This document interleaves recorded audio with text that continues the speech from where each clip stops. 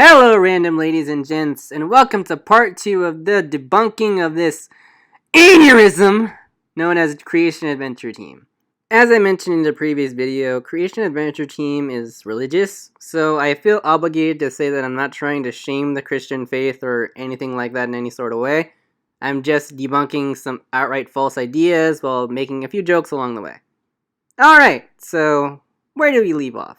Need to think of, for example, the Archaeopteryx. Now, this was an earthbound feathered dinosaur. Oh shit, here we go again. Alright, so it seems we're gonna get the screaming started early. So, no paleontologist thinks Archaeopteryx was earthbound. We knew this not just based on the feathers, which were found with the original fossil and many other specimens since, but the fact that it possesses the various proportions and structures to take flight. How do we know this? Something called comparative anatomy. Wrong. Archaeopteryx, a perching bird with fully functional flying feathers. Not a transitional form, not even a dinosaur. You see this shit? This shit is what really gets me pissed. Not only do they try to get you to think that any paleontologist considers what Dr. Tall just said was accurate, but it tries to play it off by presenting a more factual representation to try to make themselves look smarter, as if any paleontologist didn't know this information to begin with. This is the definition of intellectual dishonesty. And they still fail one way or another, spectacularly, since, I don't know, Archaeopteryx is classified as a dinosaur. Is that true? See, I think what you must remember is that as true scientists, we are constantly searching for evidence. Prove that which we already believe to be truth. No, real scientists search for evidence to support their theories to see if they hold up, as well as make new discoveries which can change the argument in one or another's favor, which could potentially change the current consensus. It's important to realize that when we find dinosaur bones, they don't come with labels on them that say, "Hi, I'm a T-Rex, and I'm 65 million years old." Correct. But you know what scientists can do, and always have been doing ever since the dawn of taxonomic study? They can look at the organism, be it living or dead, and say, hey, that might be a new species. Let me compare it to the ones we have on record to see if I'm right, and if it has enough differences, be they anatomical or genetic, then it might be its own species or even its own genus. And if it matches with a certain organism we have on record, then it's that organism, or at the very least, related to said organism. Again, this is how we've classified things for centuries. We don't just look at the fossil remains of a dinosaur or any other organism and expect a label on it. Scientists can label it based on comparisons of other specimens they have. And if the remains of the organism are fossils, then they can run tests to see how old it is, or even just look at the stratum levels to get a rough geological time frame. I can't believe we're even talking about this. This is madness. no, all we find are their bones. And their footprints, and their eggs, and their skin, and some fossilized tissues, and their feathers, and even their poop. Did I mention this guy isn't a paleontologist? The belief that the bones are millions of years old, or simply that, just a belief. You mean like this? All scientists have the same facts, but not everyone looks at the evidence in the same way. Shit. I gotta give him that. Did you know that some paleontologists actually found some red blood cells and partially fossilized T-Rex bones? Do you realize what that means? Yeah. What the f***? Only that those bones couldn't be millions of years old, because red blood cells don't last that long. Okay, so this situation is complicated. So these cells were discovered by molecular paleontologist Mary Higby Schweitzer. At the time of its discovery, there wasn't a clear reason why the blood cells and tissue remained preserved for so long, but in the early 2010s, A new study published by Schweitzer gave us at least an understanding as to why the tissue remained preserved. It turns out that it was an iron solution in the animal's blood, which allowed the blood cells in the tissue to last so long. This was also the case for other dinosaurs with tissue preservation. So, they performed an experiment with ostrich tissue with an iron solution. One sample of ostrich tissue was soaked in said solution, and one wasn't. Afterwards, they observed the samples over a period of time to see what happened, and as it turns out, the iron solution kept the soaked tissue preserved, while the regular, unsoaked tissue turned into a gooey mess from decay. I'll cut the show some slack since we didn't have an answer for this for about a decade or so after Creation Adventure Team aired. That's not all. We recently traveled by bush plane to the north slope of Alaska, past the Brooks Mountain Range in the Arctic Circle. We landed and rafted 100 miles down a glacier-fed river, searching for frozen, unfossilized dinosaur bones. Along the way, we encountered millions of mosquitoes, just swarms and swarms of them. You couldn't get away from them. We even had one of our team members stuck in quicksand. At times, we fought terrible, terrible weather. What an adventure it was. But we were searching for frozen dinosaur bones, and God was so good to us, we found and brought back over 200 pounds of dinosaur bones. 200 pounds of dinosaur bones here to be unfossilized. The return of the dishonesty. Kinda. Or more accurately, ignorance. So, there's no such thing as unfossilized dinosaur bones in the modern day. All of them are fossilized. What most likely happened was that Buddy and his friends found mammoth or whale bones, which show less signs of fossilization. We can't really say what they are for sure, since the Creation Museum won't let any paleontologist analyze their findings. Again, Buddy is not a paleontologist, and based on the show, he is also a poor anatomist. Yeah, but how can bones be unfossilized and millions of years old? That's just it. Dinosaurs aren't millions of years old. Yes, they are. According to the Bible. Bible doesn't mention diddly squat. Bible you see, science is what is going how to old dinosaurs are. That could actually be a really nice segue. Unlock the mysteries of the past. Mysteries. Yes. That's it. That's mysteries of the Bible. No, you completely missed No, it. that's great. See the glasses. Extinct files. Moeller, what do you make of this? Well, let me see. Pterodactyl? Shit, that was clever.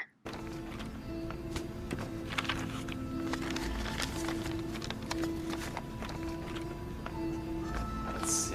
Dinosaurs in the Bible? Fake news! Extinct file. Are dinosaurs in the Bible? If so, did man and dinosaur coexist? Nope and nope. Hominids evolved about 48 million years after the dinosaurs went extinct. Dinosaurs and man living together at the same time. Oh, this is big. Oh lord, I don't know what's worse, the false information or the bad acting. According to the Bible, God created everything in 6 actual days. Yep. 1, 2, 3, 4, 5, 6. And on the 7th he rested. Huh. Kind of like a week. As far as the current consensus goes, the universe is about 12 to 14 billion years old. We have rough estimates of this based on various aspects of our universe, such as the life cycles and age of stars, and the Hubble effect, which measures the universe's rate of expansion. Life on this planet is about 4 to 3 billion years old, which originated as microorganisms and through evolution, developed and diversified into life as we know it. The Bible is even less accurate when you consider the fact that we didn't always measure the time the same way we do now. A week wasn't always measured as 7 days, and a day wasn't always measured as 24 hours. All the land animals were created on day 6. And since dinosaurs are land animals, that would mean they were created on Day 6, exactly. The same day as man. And I thought my animation sucked. No, wait a minute. I know what you might be thinking. Dinosaurs with man? But see, in the beginning, it was a perfect world with no death. Man didn't have to be afraid of dinosaurs. You're right, but it wasn't because it was a perfect world, but because dinosaurs and humans lived at different times. The earliest known dinosaur is about 243 million years old, and the youngest remains sit at the KT boundary at 65 million years. Humans didn't evolve until 2 million years ago. In a perfect world with no death, how could there be fossils? Since fossils are a record of death. But they're not asking the right question here. Why do I say that? Because evolution doesn't argue for a perfect world that had no death, that was screwed over by people who ate fruit. Creationists argue for that world. They're arguing against themselves here. Again, intellectual dishonesty. Agent Mueller, look at this. The Bible makes it clear that death, bloodshed, disease are a consequence of sin. Everything changed because of sin. That's what you believe! You're not arguing against a point for evolution. You're arguing against your own point, then looping it around and saying you're right. I know! It's confusing as it sounds! The very first death was a result of man's rebellion against God. So, there couldn't have been any fossils until after sin. Because to have fossils, you've got to have death. No, you don't. That's why we have trace fossils. So, the theory just falls apart. The theory falls apart to them because they don't understand and they're not arguing against it. They're presenting a scenario that favors them, then they argue against that scenario rather than contradicting the opposing side to sound smarter. Most people see dinosaurs as vicious meat eaters. I mean, on both counts, that's true. People do see dinosaurs as vicious meat eaters, and some dinosaurs actually were vicious meat eaters. Have you met T-Rex? An animal's sharp teeth doesn't tell you how it behaved or what food it ate, just that it had sharp teeth. Actually, the shape of the teeth can tell us what it ate, since herbivores, omnivores, and carnivores require certain sets of teeth to eat and process food. Like the teeth on Tyrannosaurus, which were sharp, banana-like, inserted on the edges, which indicates a carnivorous diet, while teeth in, say, a Triceratops' mouth were flat, sharp, yet leaf-shaped to cut through plants, while their flatter back teeth ground up the food as it chewed. We can even figure out if the animal can chew or not based on the structure of the jaws. Just as it takes a sharp knife to cut through tough vegetation,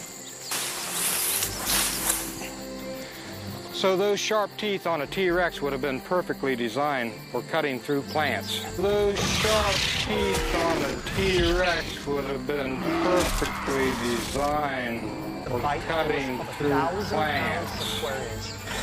No, its teeth were specialized in puncturing flesh and crunching bone, along with having one of the strongest estimated bite forces the world has ever known. There's even T-Rex tooth marks or even T-Rex teeth embedded in Hadrosaur and Triceratops bones.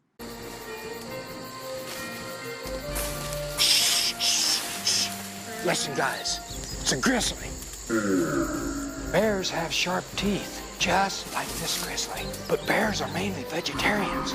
A bear has a different set of teeth from a T-Rex. They're omnivorous, and so are we, meaning that humans and bears both eat plants and meat. Tyrannosaurus, on the other hand, was a pure carnivore. Right, guys? Guys. Amateurs. Like you? Look here, Mueller. In the King James Version, the word dragon is actually mentioned 21 times in the Old Testament. Oh, so now you remember the Old Testament? When you take a closer look at the description of these dragons, it sounds a lot like a dinosaur. Heresy! Destroy it! Extinct file. Were dragons actually dinosaurs? That's actually an interesting question. It's actually very likely that fossils may have inspired legends of dragons in various cultures. The first dinosaur ever, in fact, was actually thought to be a giant human, while elephant and mammoth skulls were thought to be skulls of Cyclops from ancient Greece. Or maybe they could be based on the remains of another animal, or they could be the result of human collective imagination. There's a lot of origins that could go into the legends of dragons and other mythological animals. That said, let's see how Creation Adventure Team botches things. The first English version of the Bible. Whoa, hold up. Actually, what I meant to say was the King James version of the Bible. See what I mean? Was translated in 1611, and the word dinosaur was invented in 1841. Now, there's almost about 200 years difference in here. Let's see now. That's 1, 2, 3, 4, 50, 75. Woo! Wow. Yeah, that's more than 200 years difference. Whoever was in charge of this was paid way too much for what they were worth. Wait a minute. That explains it. The word dinosaur is not in the Bible because it wasn't even invented yet. No dip, Sherlock. The Bible does talk about another creature, though. No. And it sounds an awful lot like a dinosaur. Or maybe a dragon. No! Dragons. Now we're talking. But wait a minute, those are just legends, right?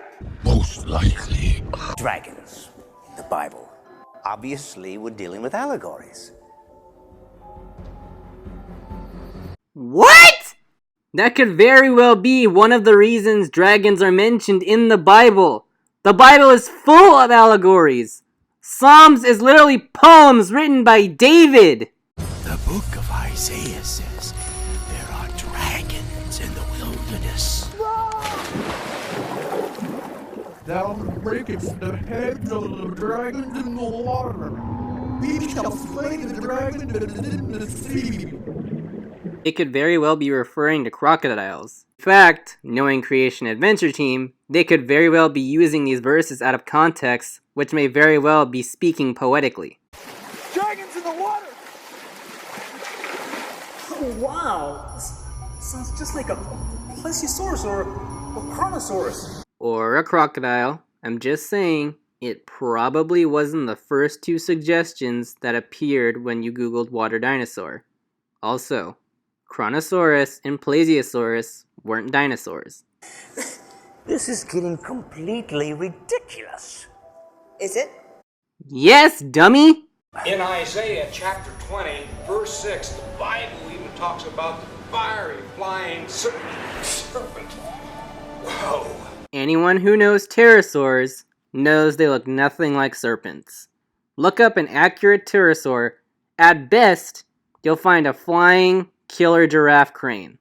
Claiming that the verse discussing the flying serpents describes pterosaurs banks on the inaccurate depictions of pterosaurs in popular media.